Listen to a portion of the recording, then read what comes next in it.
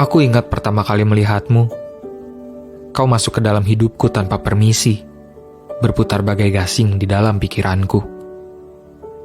Entah kau milik siapa, hatiku keras kepala. Ceritakanlah tentang harimu. Berbincanglah sampai salah satu dari kita tertidur. Aku tidak akan bosan dengan semua yang kau ketik.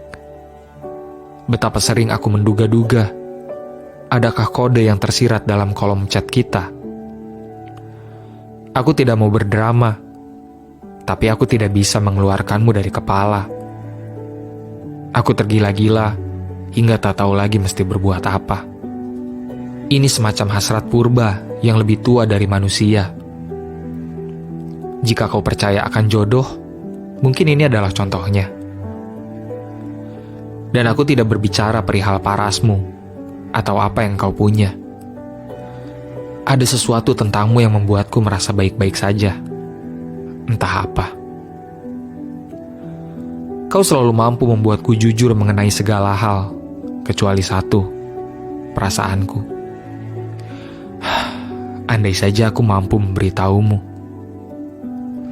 Tapi aku terlalu takut akan reaksimu yang tidak sesuai dengan imajinasiku selama ini. Bukankah fiksi lebih meninabobokan dibandingkan kenyataan? Bukankah kita adalah dua orang yang terlanjur menikmati berkubang dalam zona pertemanan? Tubuh kita berlumur harapan palsu. Tanganku menggapai-gapai mencari jalan keluar, sementara tanganmu mencegahku kemana-mana. Tunggu sebentar. Izinkan aku keluar dari zona pertemanan kita untuk sejenak.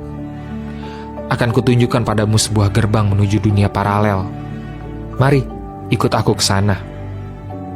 Di dunia paralel, aku tidak perlu lagi repot-repot menyatakan apapun. Kau akan setuju untuk bersanding denganku tanpa perlu ada serentetan peristiwa yang membuat kita semakin pelik. Aku akan menjadi bumi untuk mentarimu, lirik untuk lagumu, hujan untuk bungamu. Di dunia paralel, keadaannya akan jauh berbeda. Walau begitu, kau tahu aku akan tetap menjadi orang yang sama, yang merindukanmu dengan sederhana, mengejarmu dengan wajar, menyayangimu dengan luar biasa, dan menyakitimu dengan mustahil.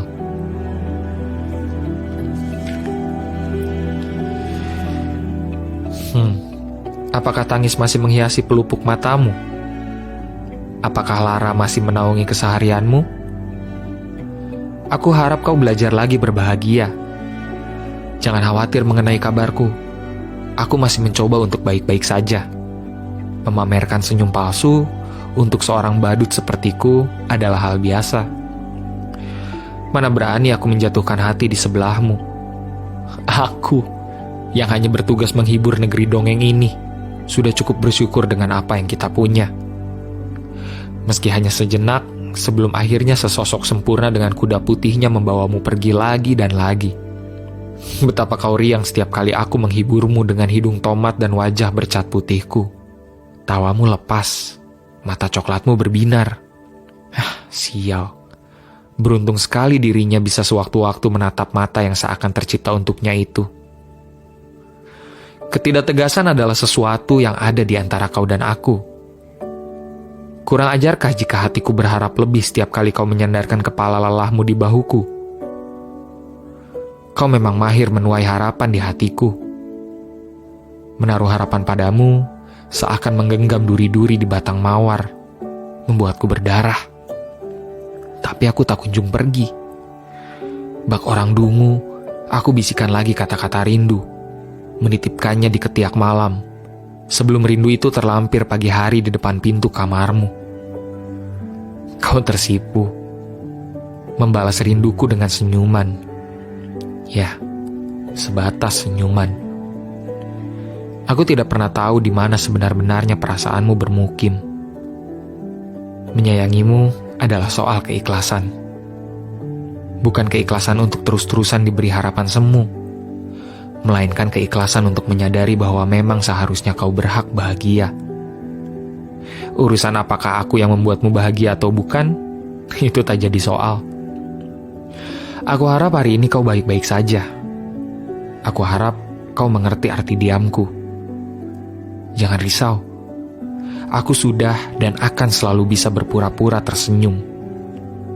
Tugasku menghibur dunia, tidak kurang dan tidak lebih. Aku hanya sedikit kecewa. Kau tidak bisa menjadi seseorang yang membuat seorang badut sepertiku tersenyum sungguhan.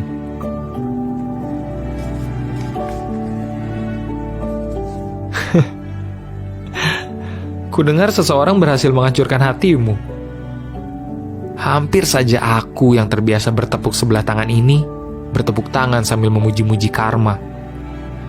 Tapi mana mungkin aku tega melihatmu berduka.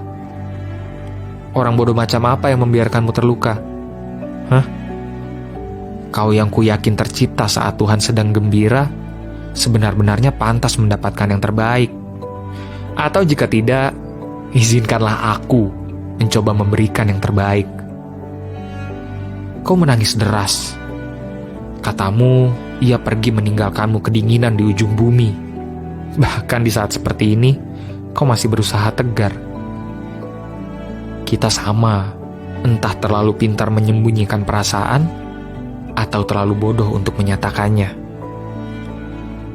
Sudahlah. Sesekali tak apa menjadi manusia biasa. Wajar untuk terluka, untuk membutuhkan tempat bersandar, untuk tidak baik-baik saja. Bahkan orang terkuat di muka bumi pun pernah berkabung. Sembuh itu butuh waktu, bukan paksaan. Saat semua tidak berjalan semestinya, kita bisa mengangkat tangan untuk menyerah atau mengangkat tangan untuk berdoa. Kuharap kau memilih yang kedua.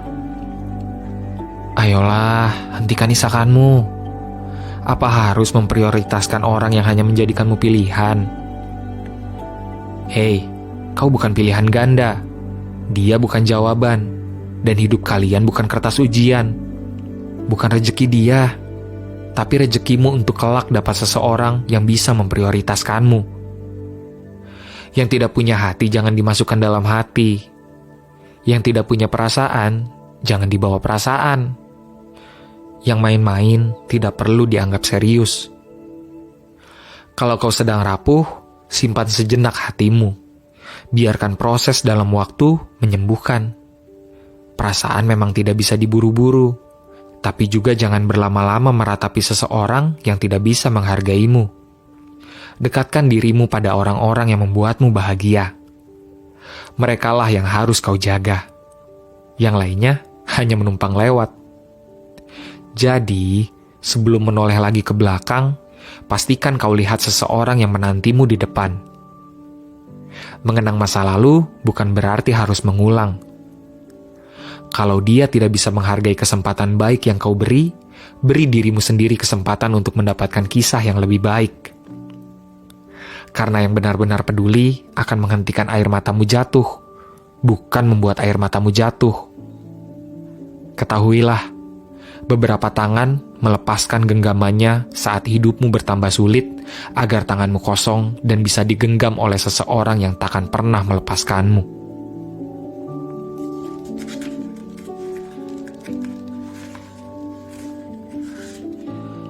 Aku selalu menganggap rela menunggu seseorang itu tidak berarti bodoh.